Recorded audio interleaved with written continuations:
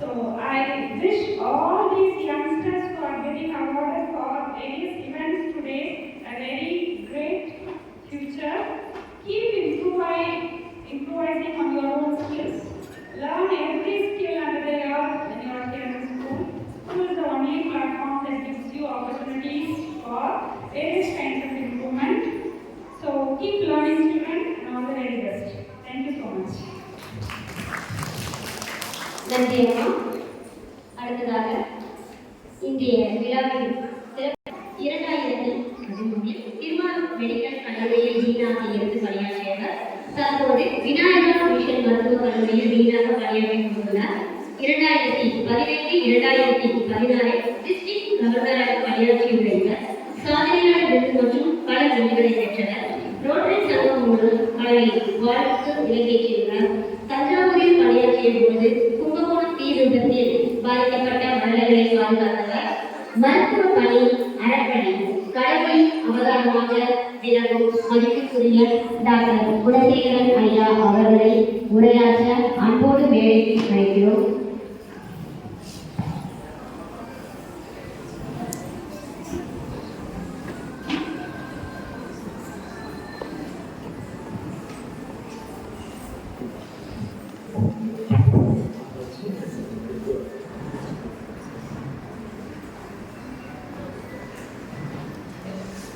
அனைவருக்கும் என் இனிய காலை வணக்கங்கள்.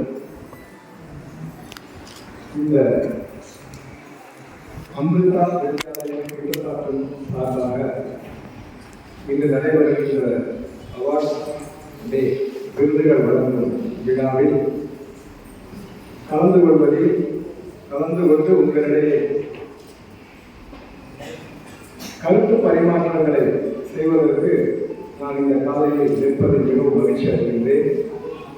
இந்த நிகழ்வுக்கு என்னை அழைத்து பெருமைப்படுத்தி தலைமை தாங்கி கொண்டிருக்கின்ற இந்த பள்ளியின் பிரின்சிபல் திருமதி சித்ரா அவர்களே, வைஸ் பிரின்சிபல் மிஸ்டர் கமலக்கண்ணன் அவர்களே, பிரைமரி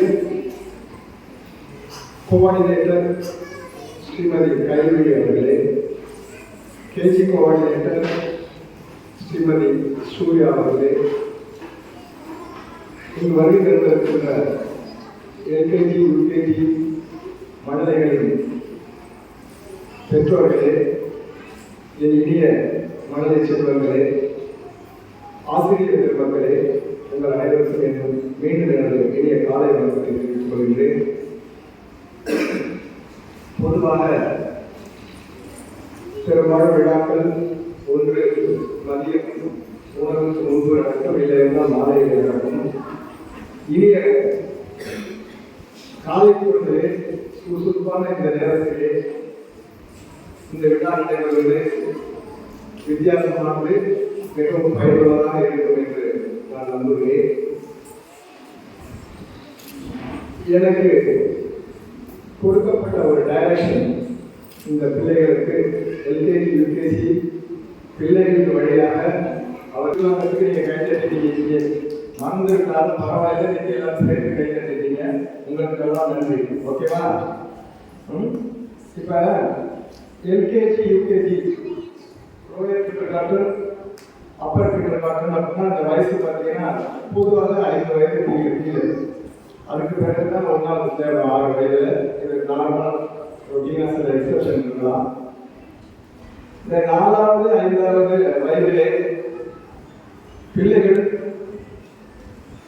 பள்ளிக்கு வருவதற்கு என்னென்ன பிரச்சனைகளை எதிர்கொள்கிறார்கள் அப்படிங்கிறது உங்களுக்கு நல்லா தெரியும். அதுக்கு சில முன்னாடி சமயத்தில் ப்ரீகேஜி அப்படின்னு அவங்க ஒரு பிரிச்சு மாதிரி பாதுகாக்கிறதுக்கு குழந்தைகளை விட்டு போற வேலைக்கு செல்கின்ற பெற்றோர்கள் இருக்கிறார்கள். அப்படி பார்க்கின்ற பொழுது இப்ப இந்த மார்ச் மாதத்துல நான் பேசுறதுனால சில பிரச்சனைகள் பழகி போன பிரச்சனையா இருக்கும், அது இல்லாமல் கூட இருக்கலாம். ஆரம்ப காலத்தில் நான் சொல்ற நிறைய விஷயங்கள் இருக்கும். அதாவது ஃபர்ஸ்ட் பிள்ளைய முதல்ல ஒரு வேனில் ஏற்றியோ இல்லை காரில் ஏற்றியோ இல்லை நம்மளுடைய வாகனத்தில் ஏற்றியோ பள்ளிக்கூடத்துக்கு அனுப்புவதுங்கிறது ஒரு பெரிய போர்க்களமாக இருக்கும். வீட்டில் காலையில் எழுந்திரிச்சு அந்த பிள்ளைய குளிப்பாட்டி ட்ரெஸ் பண்ணி வேன்ல ஏற்றமோ இல்லை பள்ளிக்கூடம் விடுறதுனால பள்ளிக்கூட ஸ்டெப்ல வந்து ஏற்றி அந்த மிஸ்ஸுக்கு ஒப்படைக்கிறதுக்கு ஒரு பெரிய போர்க்களம். அந்த போர்க்களத்தில் அதை பயன்படுத்துகிற பிள்ளைகள் பயன்படுத்துகிற ஆயுதம் என்னன்னு பார்த்தீங்கன்னா அழுகை அழுகை பிடிவாதமான அழுகை. திரும்ப திரும்ப கையை வச்சு விட்டுட்டு கூப்பிட்டோம்னா மறுபடியும் வச்சு அதை ஏறவே நிற்பாங்க. இந்த அனுபவத்தை நிறைய பிள்ளைங்க நீங்க எல்லாம் பெற்றிருப்பீர்கள். உங்களெல்லாம் ஞாபகம் இருக்குமா தெரியல. முதல்ல பள்ளிக்கூடத்தில் வந்து அவன் அலுவலகம் இருந்தீங்க. அலுவலமா அந்த ஸ்கூலுக்கு முதல் கேட்கும் போது அலுவலமா வந்தோம்னா கேட்குங்க. Very good. பாப்பா சிரிச்சுட்டே இருக்கு. இப்படியே சிரிச்சுட்டு இருக்கேன். அப்படியே சிரிச்சுட்டே இருக்கியா? அது வேற இல்லை. பள்ளிக்கூடம் வந்ததுக்கு இல்லை. Very good. அந்த பள்ளிக்கூடம் வந்து ஒரு அதிர்ஷ்டமான பள்ளிக்கூடம் தான் சொல்லணும். ஒரு 10-15 பிள்ளைங்க அழுதுக்கு பாக்கி ஒரு 85% பிள்ளைங்க வந்து அழுகாம வந்துருக்கு. ஸோ அதுக்கே நம்ம ஆண்டவனுக்கு நன்றி சொல்ல வேண்டும்.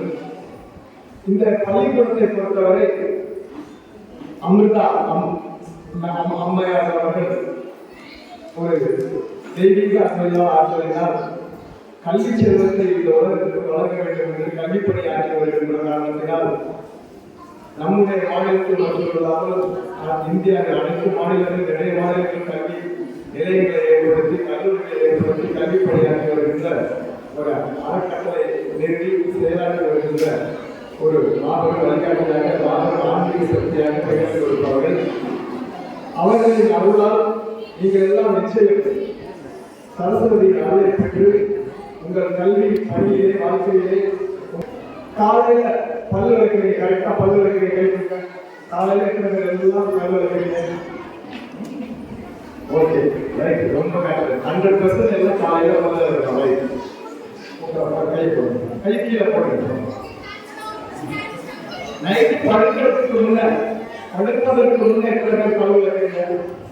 நைட்டு படிக்கிறதுக்கு முன்ன எத்தனை பேர் பல்லு வைக்கிறீங்க? அப்படியே சாப்பிட்டு தின்று பாலை குடிச்சிட்டு அப்படியே தூங்காம பல்லு வைக்கிட்டு தூங்குறது எத்தனை பேர்? ஒரு 5-6 பேர் தான் இருக்குது இல்லையா? யாருமே படிக்கிறதுக்கு முன்ன பல்லு வைக்கிறது. படுக்கிறதுக்கு முன்னதான் கட்டாயமா பல்லு வைக்கணும். புரியுதா? நீங்க வந்து எப்போ பல்லு வைக்கணும்? படுக்கிறதுக்கு முன்ன சாப்பிட்ட பிறகு நைட்டு சாப்பாடு குடிச்ச உடனே பல்ல கழிக்கணும். உடனே கழிக்கணும். தூங்கறதுக்கு முன்னாடி வேண்டாம். நைட்டு சாப்பாடு சாப்பிட்ட உடனே வாழ்க்கை குடிச்சிட்டு பல்லு கழிக்கிட்டு அப்புறம் என்ன வேணாலும் பாருங்க, தூங்குங்க, தூங்காம இருங்க, டிவி பாருங்க, அதை பற்றி பிரச்சனை இல்லை. ஆனா பல்லு கழிக்கிறேன். ஓகேவா? ஏன் நடக்கணும் அப்படின்னா நம்ம நைட்டு தூங்கும் போது கிட்டத்தட்ட உங்க ஒரு 8 மணி 9 மணிக்கு நீங்க தூங்குறீங்க. காலையில 6 மணி 5 மணிக்கு எழுந்திருக்கீங்கன்னா 7-8 மணி நேரம் நம்ம தூங்குறோம். வாயை மூடிட்டே வாயில எச்சி விடுவது எல்லாமே இருக்கு. அப்ப நீங்க சாப்பிட்ட உணவு துகள்களிலிருந்து அல்லது ஒட்டி கொண்டிருக்கிற பாலிலிருந்து கிருமிகள் உருவாகும். அசுத்த கிருமிகள் உருவாகி உங்க பல்ல பாதிக்கும், ஈர் பாதிக்கப்படும், நாக்கில் புண்ணு வரும், தொண்டையில கிருமி வரணும். இதெல்லாம் வாய்ப்பு இருக்கு. அதனால என்ன பண்ணணும்? வாய்ப்பு வச்சுட்டு சாப்பிட்ட உடனே நைட்ல ஒருக்கா எல்லாரும் பல்லு வளர்க்கணும். எல்லாரும் பல்லு வளர்க்குறீங்களா? எல்லாம் வளர்க்கணும். கை தூக்கு. நைட்டு பல்லு வளர்க்க சொல்றோம். கை தூக்கு. நைட்டுமே பல்லு வளர்க்கணும்னு சொல்றோம்ல. கை தூக்கு. ஓகே. என்ன அடிக்கடி உங்க பிரஷ் சீக்கிரம் தெரிஞ்சு போயிடும். பிரஷ் அதிகம் வாங்கி தர வேண்டியிருக்கும். உங்க பெற்றோர்கள் கட்டாயம் பிரஷ் 2-3 செட் வாங்கி வச்சுக்கோங்க. அவங்களுக்கு அடிக்கடி ப்ரெஸ் பண்ணிவிடுங்க. அது வளர்க்கணும். நீங்க ப்ரெஸ் பண்ணி விடுங்க. அதுதான் என்னுடைய ஃபர்ஸ்ட் செய்தி. ஓகேவா?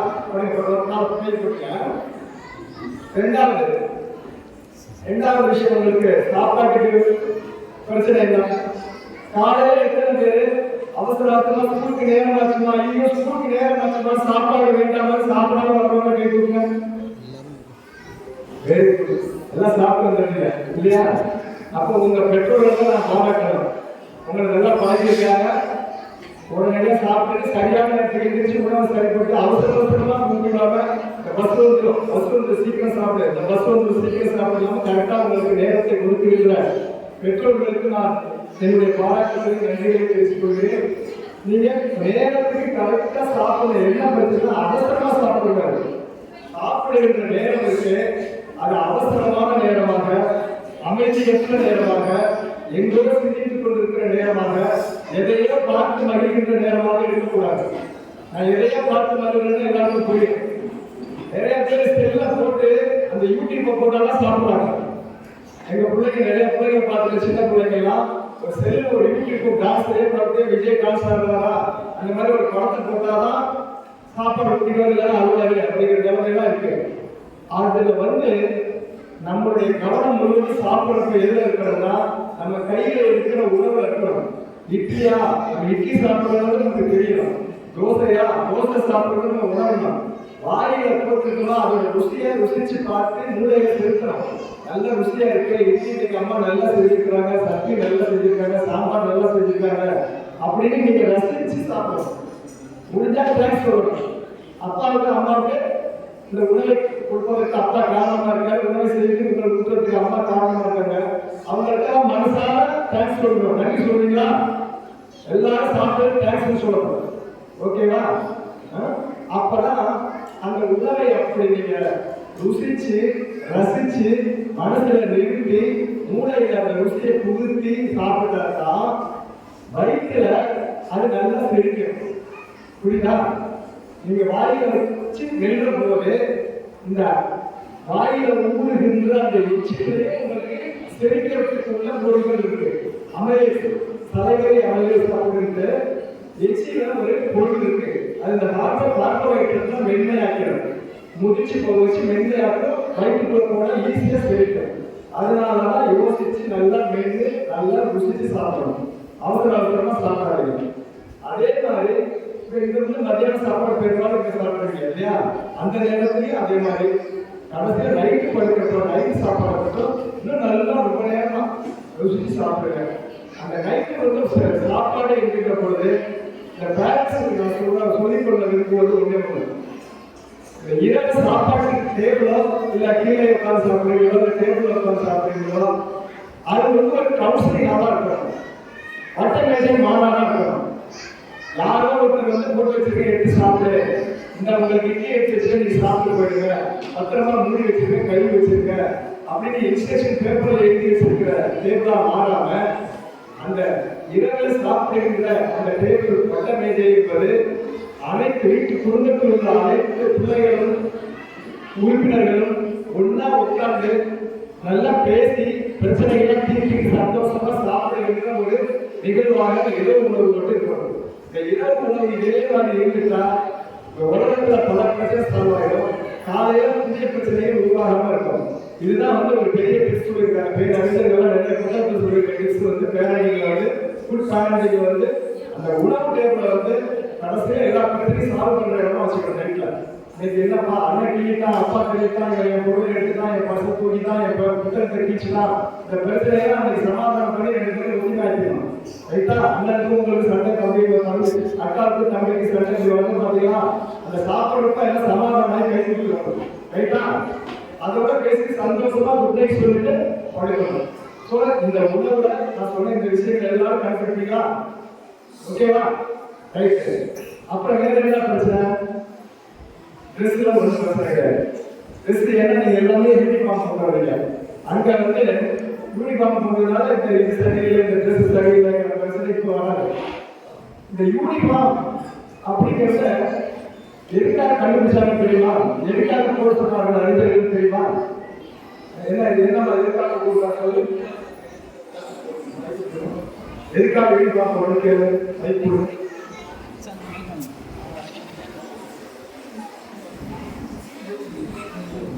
பாப்பா எதுக்காக நம்ம யூனிஃபார்ம் போடுறோம்? யாராவது சொல்லுங்க.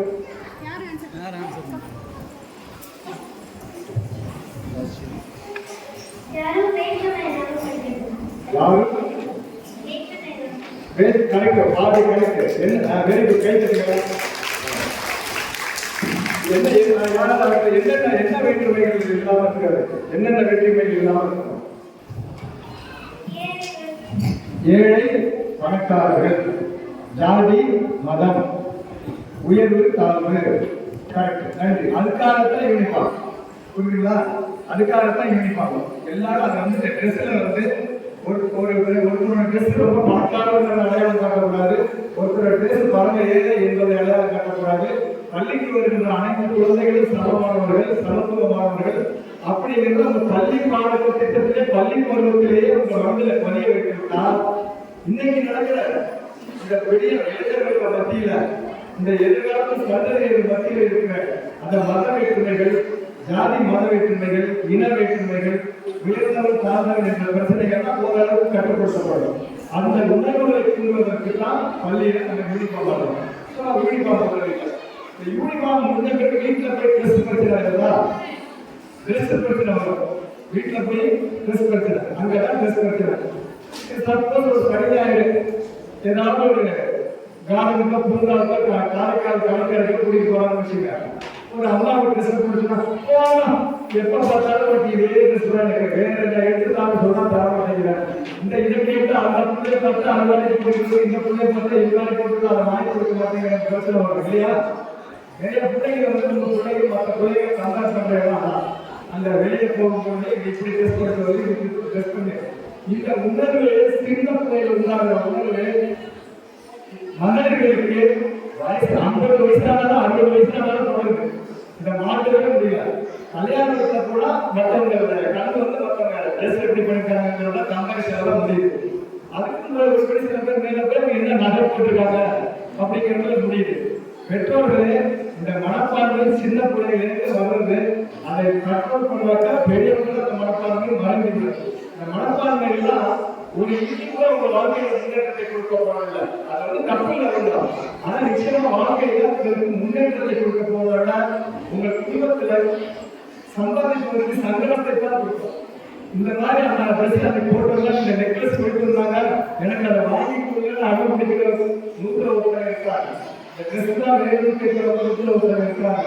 இதனால் சில பிரச்சனைகள்லாம் வரும். அதனால பெற்றோர்களே பிள்ளைகளிடம் எப்படி நாம் யூனிஃபார்ம் ட்ரெஸ் இந்த கோடை சொல்லிருக்கிறோமோ இதே விஷயங்களை நானும் நம்முடைய தியாகமாக நினைத்துக் கொண்டு நானும் ரொம்ப ஆடம்பரமா இல்லாம ஒரு நீட்டா டிசிப்ளினா நல்லபடியாக உங்களுக்குள்ள வசதி வாய்ப்புகளுக்கு தகுந்த நல்ல ட்ரெஸ், நல்ல ஆடைகள், நல்ல நகைகள் அதை ஒரு மனதான திருப்தியாக எடுத்துக் கொண்டிருந்தால் உங்கள் பிள்ளைகளுக்கு பிற்காலத்தில் கல்யாணம் பண்ணி போகும்போது அந்த அதே பிரச்சனை வராம ஒரு முன்னுதாரணமாக இருக்கிறீர்கள் என்பதால் அதை நான் உங்களுக்கு ஒரு வேண்டுகோளாக இருக்கிறேன். நிறைய உங்களுக்கு அவகாசத்தை கொடுக்க வேண்டியது நிறைய நேரம் இருப்பதால் சில ஒரே ஒரு சில விஷயங்களை சொல்லி முடித்துக் கொள்ள விரும்புகிற பெற்றோர்கள் ஏதாவது கேள்வி கேட்கலாம் கேட்பாங்க.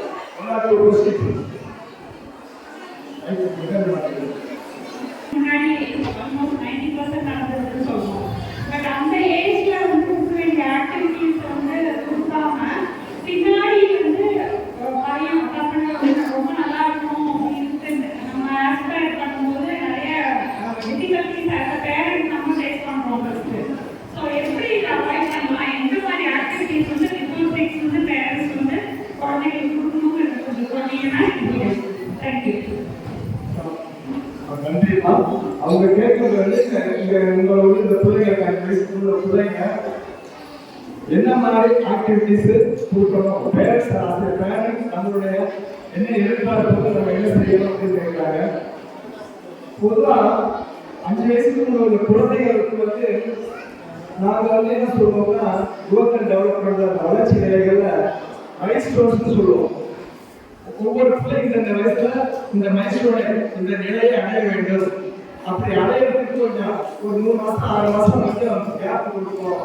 அதுக்கு மேல போனா டிலே அப்படின்னு ஒரு ரொம்ப டிலே இருக்கு காலகாலமாயிருக்கு. நாங்க வந்து அதுக்கு ஒரு குறிப்பு மேற்கொண்டு அதுக்கு என்ன செய்யலாம் ஆலோசனை வழங்குவோம். அதுக்கு பேர் milestone of growth and development. பிள்ளைகளுடைய வளர்ச்சியில காலகட்டம் இந்த காலகட்டத்தில் அடையணும் அப்படிங்கிறது இந்த மைல்ஸ்டோன் பேர். இப்போ 5 வயசுக்குள்ள வந்து நல்லா ஜம்ப் பண்ணணும், ஸ்கிப்பிங் பண்ணணும். ஸ்கிப்பிங் பண்ண ஆரம்பிக்கணும். ஆடிப்படையில் வேகமா ஏறி ஓடணும். புரியுதா? டைமண்ட் வரைய ஆரம்பிக்கணும். சதுரங்கள் நல்லா வரைய ஆரம்பிக்கணும். டைமண்ட் வரைய ஆரம்பிக்கணும். ஒரு 20-30 விஷயங்கள் சொன்னா அப்படியே ரீகலெக்ட் பண்ணி சொல்ல ஆரம்பிக்கணும். இப்போ 20 நாட்கள் சொல்றீங்க, ஒரு 10 வார்த்தையினால ரீகலெக்ட் பண்ணி சொல்ல ஆரம்பிக்கணும். இதுதான் அது மென்டல் மோட்டார் மைல்ஸ்டோன். கை காலத்துள்ள நிலைகள் என்னென்ன, கண்ணுக்கு என்னென்ன செய்யணும், கை ஃபைனான்ஸ் சொல்றது. அதாவது வளையிறது போடுறது, பென்சிலால வளையிறது, பட்டன் போடுறது, ஷூ லேஸ் போடுறதுலாம் வளையிறது எல்லாம் வந்து ஃபைனான்ஸ் சொல்றது. அந்த வேகமா கையில பால் கொடுத்துறது, பால் வாங்குறது, ஓடுறது, ஜம்ப் பண்றதெல்லாம் ஒரு போஸ்ட் மூவ்மெண்ட், அந்த பிசிக்கல் மூவ்மெண்ட். இதெல்லாம் 5 வயசுக்கு இருக்கிற அளவுக்கு ஜம்ப் பண்றது, ஸ்கிப்பிங் பண்றது, நாடிக்குள்ள சப்போர்ட் இல்லாம வேகமா ஏறி இறங்குறது, இந்த வார்த்தைகள் எத்தனை சொல்றது, டிரா வரையும்போது 6 வயசுக்கு டைமண்ட் நல்லா கரெக்டா டைமண்ட் வரையும்.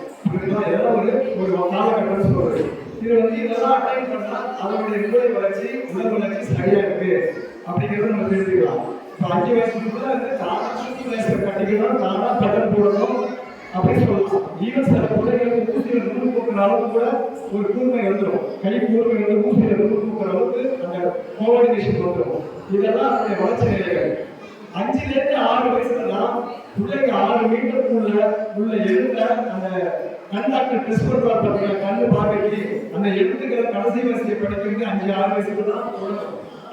அந்த சார்ட் வச்சு கண்ணு டெஸ்ட் பண்ணுவாங்க. மேல வயசு பெரிய எழுத்தா இருக்கும், அப்படியே வளர்ந்து 5 வயசு 6ஆவது வயசு சின்ன எழுத்தா இருக்கும். அந்த 6ஆவது வயசுல படிக்கக்கூடிய கரெக்டான டிஸ்டன்ஸ் அது 20 மீட்டர். 5 வயசு 6 வயசுல தான் அந்த கண்ணுக்கு அந்த நிலைமை வரும். அதுக்கு வர கொஞ்சம் கொஞ்சமா கிட்ட பார்வையிலேருந்து வர எட்டி போகும். ரொம்ப கிட்ட போகிறவங்க அப்புறம் 1 மீட்டர் 2 மீட்டர் பார்வை கொஞ்சம் பிரிஞ்சுக்கிட்டே போகும் தூர பார்வை. இப்ப சின்ன போட்ட பிள்ளைகள்லாம் எட்டி உள்ள அந்த வாசப்படியில் உள்ளது நம்ம பார்க்கலாம். அந்த பிள்ளைக்கு தெரியாது இந்த பார்வை உணராது. இந்த மாதிரி விஷயங்களை மருத்துவர்கிட்ட நீங்க டிலேயெல்லாம் போய் கேட்கலாம். இந்த குழந்தைகளுக்கு பெற்றோர்கள் 5 வயசுல இருந்து என்ன கற்றுக் கொடுக்கணும் அப்படின்னு கேட்கிறாங்க. குழந்தைகளுக்கு நீங்க அந்த பாடத்தை படிக்க வைக்கணும், அதுல உள்ள விஷயங்கள் அப்படியே மூளையில இருக்கணும், அது புரிய வைக்கணும். கணக்கு போட்டுட்டு கணக்கு ஆன்சர் பண்ண வைக்கணும்னு நினைக்காதீங்க. தயவுசெய்து அதை நினைக்காதீங்க. அது உங்க கடமையே இல்லை. 5 வயசுக்குள்ள உள்ள பிள்ளைகளுக்கு அது உங்க கடமை அல்ல. நான் சொல்றது வித்தியாசமானது. அந்த புள்ள ஓடணுங்களா, நான் 2 ரவுண்டு ஓடணுங்களா, ஓட விடுங்க. 10 தடவை மாறிப்படி ஏறி இறங்குறீங்களா, அதை ஏற விடுங்க. எனக்கு பென்சில் பேனா போது நான் கிரிக்கி படம் போடணும்னு பேப்பரை வீணாக்காத, பென்சிலை ஒடிக்காதே அப்படின்னு கொடுத்தாங்க. பேப்பர் கொடுத்து பென்சிலை வரைதான் போடுறது கிருத்தணும். அதை கிருத்த விடுங்க. ஏதாவது நான் பாட்டு பாருன்னு சொல்லி ஏதாவது விஷயத்த சொன்னா வெரி குட் அப்படின்னு அர்த்தம் நான் என்கரேஜ் பண்ணுங்க. இந்த மாதிரி நேச்சுரலாகவே 5 வயசு வரலையும் மற்ற சுற்றுப்புறத்துல இருந்து மற்ற பிள்ளைங்கிட்ட இருந்து அந்த பார்க்கல கத்துக்கிட்டு அதை நாமளும் கத்துக்கிறது வீட்டுல ட்ரை பண்ணுவோம். அதை நீங்க உற்சாகப்படுத்தி வரவேற்று அதுக்கு என்கரேஜ் பண்ணுங்க. இதுதான் செய்யணும். மற்றபடி பர்சனல் ஹைஜீன் இருக்கு பார்த்தீங்களா, பிள்ளைக்கு தானா சில விஷயங்களை கத்துக்கிறதுக்கு டாய்லெட் போனா தானா கழுவிக்கணும், டாய்லெட் சொல்லணும், நீ டாய்லெட் உட்காந்துதான் சொல்லணும். ஷூக்கு நீயே சாக்ஸ் போட கத்துக்க, ஷூ மாட்ட கத்துக்க, ஷூ டைப் பண்ண கத்துக்க, பட்டன் போட கத்துக்க. இந்த மாதிரி டே டு டே ஆக்டிவிட்டிஸ் மட்டும் அதுக்கு இன்ஸ்டிஸ் பண்ணிட்டே இருந்தா போதும். சீரியஸா இன்டெலெக்சுவலா மூளை வளர்ச்சியை கொடுக்குறேன், அது பெரிய இன்டெலிஜென்ட் ஆக்குற விஷயத்தை மட்டும் பெற்றோர்கள் 5 வயசுல அலோவ் பண்ணவே வேண்டாம். அதிகமா தூங்குதா, ஸ்கூலுக்கு போற டைமா லேட் ஆகும் மட்டும் பார்த்துட்டு தூங்க விடுங்க. 7 மணி 8 மணிக்கு பெற்றுட்டு போய் தூங்க விடுங்க. புரியுதுங்களா? அதே மாதிரி பெற்றோர்கள் இந்த 5 வயசுக்கு இன்றைய காலகட்டத்தில் முக்கியமா செய்ய வேண்டிய ஒரே விஷயம், டிவியை புக் ஆஃப் பண்ணிடுங்க. 7-7:30 மணிக்கு மேல நிறைய சீரியல் 10-11 மணி வரைக்கும் ஓடுது, வழியே இல்லை. ஆனா அதை பார்க்கறதுக்கு பிள்ளைகள் பார்க்காம நீங்க எப்படி பார்க்க முடிஞ்சா பாருங்க. ஆனா பிள்ளைகளை வைத்துக் கொண்டு சீரியல் பார்க்காம பெட்டியை மூடிக்கிற பழக்கத்தை கொண்டு வரணும். இதுதான் என்னுடைய முக்கியமான வேண்டுகோள் 5 வயசுக்கு. செல்போன் யூசேஜ்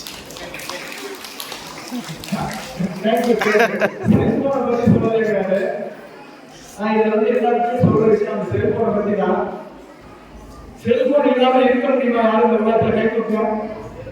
செல்போன் இல்லாம இருக்க முடியுமா? செல்போன் இல்லாம இருக்கீங்க இல்லையா? எப்பா ஆச்சரியமா இருக்க. Very good, very good. எத்தனை வயசுல செல்போன் இல்லாம இருக்கீங்க? பெரிய பிள்ளையானா இப்ப மட்டுமா? பெரிய பிள்ளையானாலும் இல்ல இருக்கியா? சரி பரவாயில்ல, நான் சொல்ல கேட்டுங்க. எப்படி இப்ப நம்ம செருப்பு அந்த காலத்துல செருப்பு இல்லாம இருந்தாங்க, இப்ப நம்ம செருப்பு போடுறோம், செருப்பு இல்லாம இருக்க முடியாது. அந்த காலத்துல எல்லாருக்கும் நடந்துதான் போறாங்க, அப்புறம் சைக்கிள்ல போறாங்க, அப்புறம் கார்ல போக ஆரம்பிச்சாங்க. இப்ப நம்ம கார் வேண்டாம்னு சொல்லல. அது மாதிரி விஞ்ஞான கண்டுபிடிப்பு, இந்த உலகத்துக்கு பயன்படுகிற கண்டுபிடிப்பு தான் செல்லு. செல்லுங்கிறது உலகத்துக்கு பயன்படுத்துவதற்காக உங்களுடைய கம்யூனிகேஷன் தொலைத்தொடர்புகளை நிறைய விஷயங்களை கைக்குள்ளே கொண்டு வரணும். வெளியே தேடி அலைய வேண்டாம், நேரத்தை சுருக்க வேண்டும், காலதாமதத்தை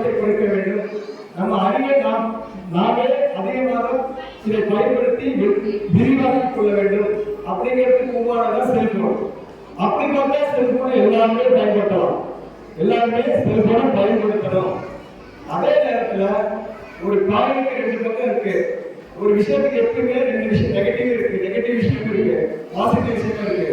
நெகட்டிவ் விஷயம் வந்து கண்டுபிடிச்சவன் செஞ்ச தப்பு இல்ல, செல்போனை கண்டுபிடித்தவன் செய்த தவறு அல்ல. செல்போனை கமர்ஷியலா பணம் சம்பாதிப்பதற்காக விளம்பரத்திற்காக பயன்படுத்திக் கொள்ள வேண்டும் என்று சில தொழிலை செய்பவர்கள் செய்த தப்பு. அதுல உள்ள விஷயங்கள் தான் ரொம்ப அட்ராக்டிவா வர விஷயம் தான். ரெண்டாவது கெடுக்கிறதுக்காக வந்த விஷயங்கள். அவனே ரெண்டு சாய்ஸ் உங்களுக்கு கொடுத்துடலாம், பெற்றோர்களே பெரியவர்களே உங்களுக்கு கொடுத்துடலாம். இதெல்லாம் நீ இஷ்டப்பட்டா பார்க்கலாம், இல்லைன்னா இப்படி பிளாக் பண்ணலாம், இதை இப்படி சீல் பண்ணலாம். குழந்தைங்க பார்க்கக்கூடிய அளவுக்கு சேஃப்டி மெத்தடா வச்சிருக்கலாம், பட்டெல்லாம் வச்சிருக்கலாம். இதை பயன்படுத்தி கொடுத்து சில பிள்ளைகளை கொடுங்க, அந்த நல்லதை பார்க்கறத கொடுங்க, அதுக்கு நேரத்தை கொடுங்க. சில விஷயங்கள் பாப்பா பாட்டு கேட்குது, நீங்க நிறைய லைஃப் எல்லாம் நம்ம பாட்டு வளர்க்கறதுக்கு போய் சொல்லி கொடுக்க முடியல. அது போட்டாங்க யூடியூப்ல அருமையான லைஃப் எல்லாம் பாட்டு எல்லாம் பாட கத்துக்குது, அந்த ஸ்டெப்பு போட கத்துக்குது, டான்ஸ் ஆட கத்துக்குது. ஸோ இது மாதிரி நல்ல விஷயங்களுக்கு நிறைய செல்போன்ல உள்ள அத்தனையும் பயன்படுத்தி கொடுத்து அல்லாத விஷயங்களுக்கு கதவை சாப்பிடுவது போல் அதை பயன்படுத்த முடியாத ஒரு பட்டம் சாப்பிடுங்க.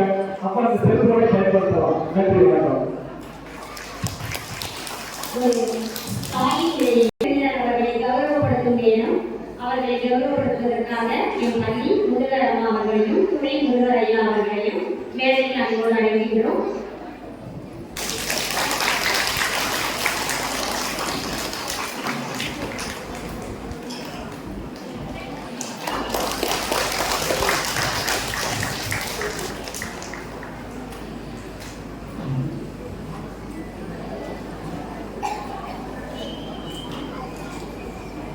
மீண்டும் ஒரு முறை The following students has a real distinction in the academic arena.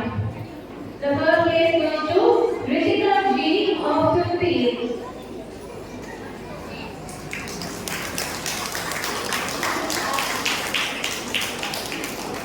Second place goes to Jagat Prabhu M of 5th. Third place goes to Manoranjan T.S. of 5th.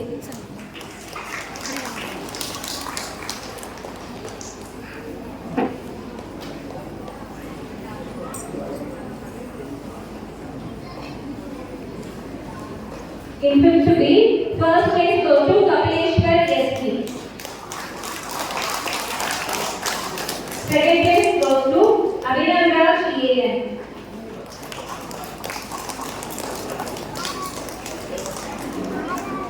Third place goes to Anirudh S.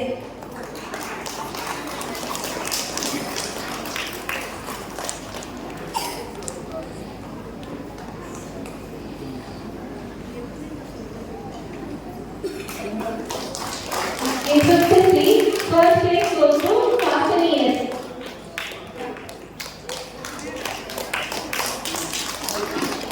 Second place goes to Ritesh S.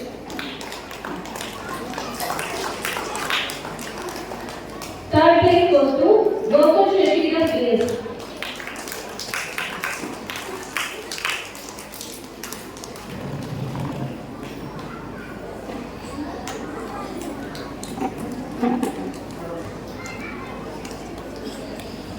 In 4th A, first place goes to Darshika A. Second place goes to Nagaraj T.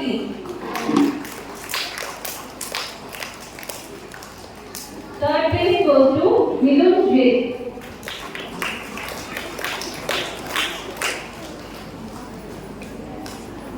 In 4th B, first place goes to Joshua P.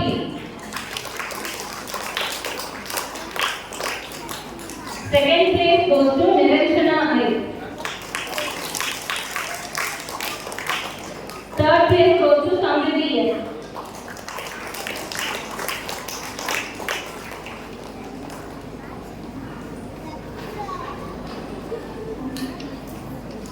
In 4th C, first place goes to Kanisha N.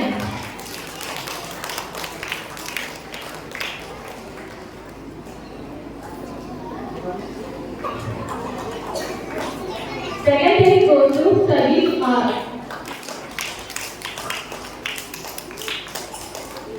Third place goes to Jeevita G.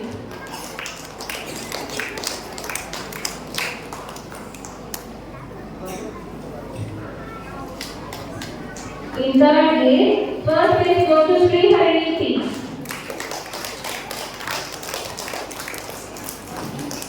Second place goes to Prakruti E.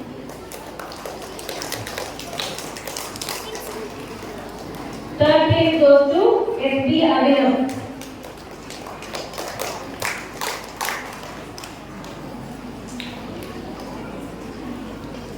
In third B, first place goes to Shivani Sri S.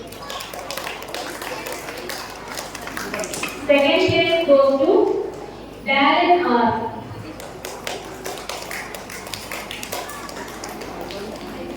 Third place goes to Karunika A.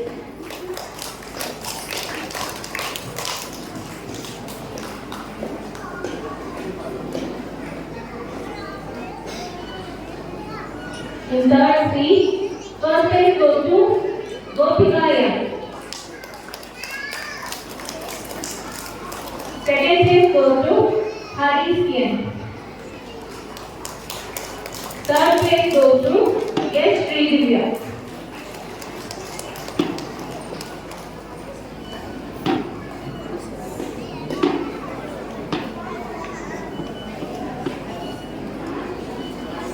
In second standard A section, first place goes to Indusha R. Second place goes to Darshana R. Third place goes to Pranav KR.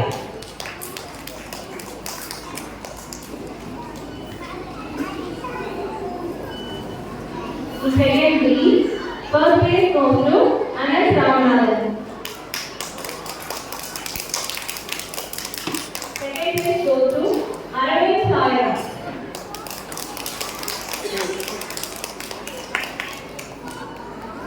Third place goes to Lakshaya.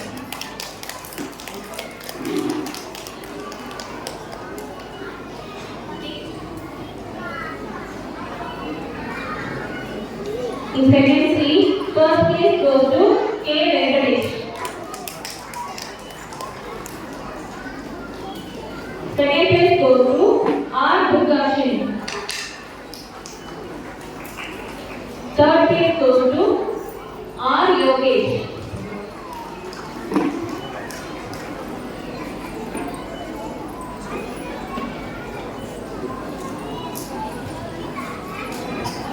In first A, first place goes to Mahashri P.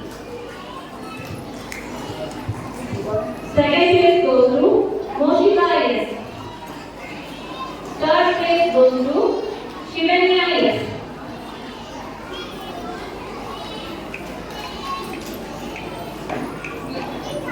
In first B, first place goes to Aladharan Sheldon.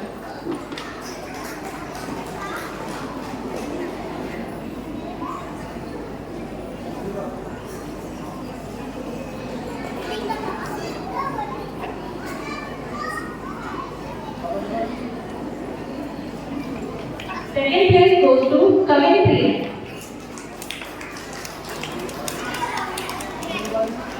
Third place goes to Sanjana. தம்பி இங்க பாரு.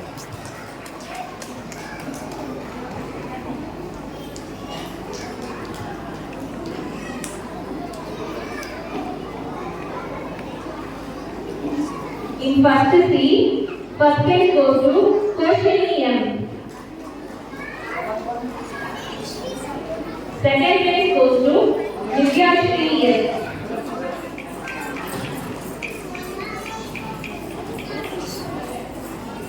Third place goes to Saratu.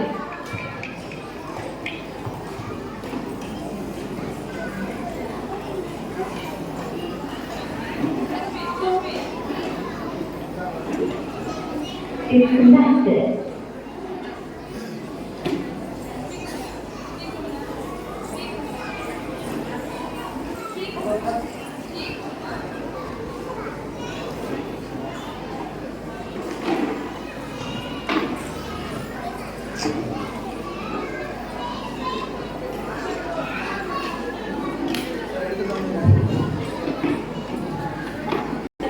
வழங்கும் நிகழ்ச்சி நடைபெற உள்ளது.